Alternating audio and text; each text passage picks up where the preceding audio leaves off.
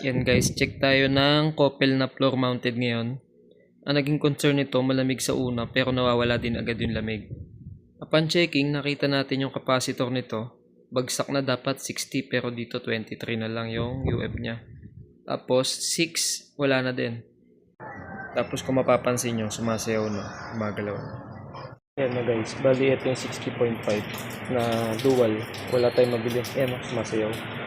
Bali ito, iwalay na natin yung 60. Ito yung 60. Ayan, hindi sumasayaw yan. Ito yung 5. Ito kanina, wala na, bagsak na.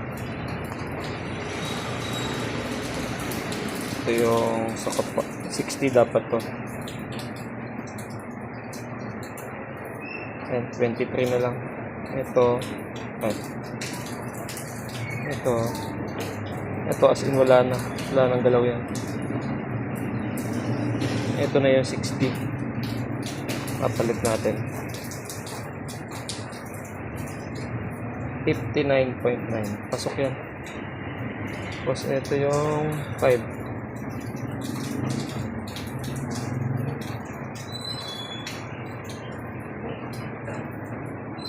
Yan, 5.01. Yan guys, bali ang magiging connection yan, magja-jumper lang tayo sa common para lagyan natin ng supply yung isang capacitor, yung block. Kaya sa taas tayo, kaya hindi natin magawa video pa, mamaya na lang after. Bali yan na yung connection niya guys. Itong pinaka common natin, kumuha tayo ng common dito ng supply, tapos nilagay natin sa isang linya ng capacitor, tapos yung isa direct sa pan. Ayun, sa pan to. Kasi ito as is pa din naman, common to common compressor, parehas lang yun, walang polarity yan kahit magkabaliktad. Yan guys, gumagana na, pati yung pan gumana na. Tapos dito sa specs natin, dapat ano siya, 16.4 ampere yung makukuha natin. Dito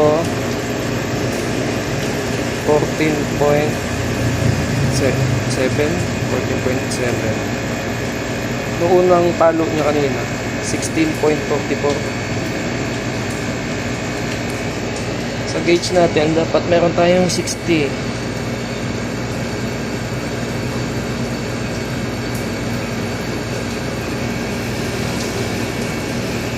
Ikot pa yun.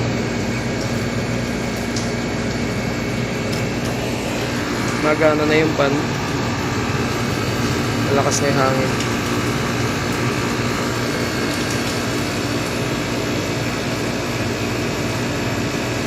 Compressor natin hindi masyado mainit. Nasa 15 na siya. Sasara ko na to. Tapos kuha na natin ulit mamaya. Yan, naisara na natin. Open. 15.3. Okay na yan. Yung voice na. Kuha na natin temperature sa loob.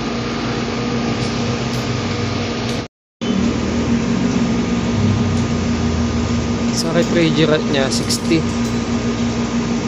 Okay. Sa loob tayo test.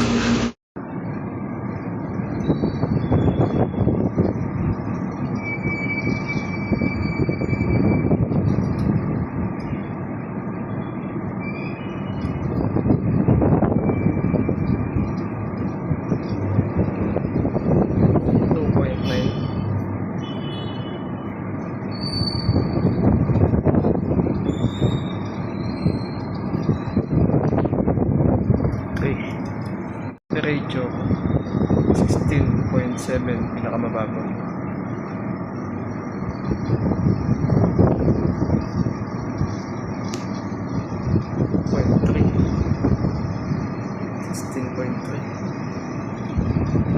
Okay na guys, kung nakatulong tong video natin na to, please like, share, and subscribe guys. Salamat!